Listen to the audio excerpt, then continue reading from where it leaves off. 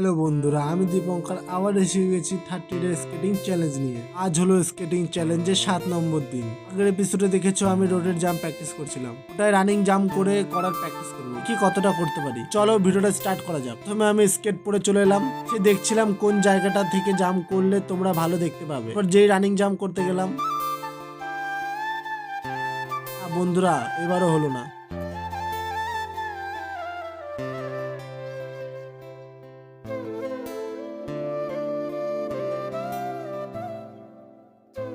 অনেকক্ষণ পাছার খেতে খেতে মনে হলো আমার জুতোটা কোনো প্রবলেম হচ্ছে। যেই চেক করলাম, হ্যাঁ জুতোটা একটু লুজ হয়ে গেছে।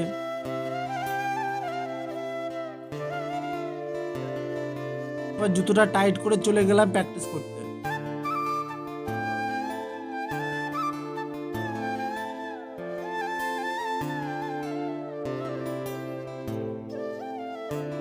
অনেকক্ষণ প্র্যাকটিস করার পর একটু একটু ব্যালেন্স হয়ে যাচ্ছিল।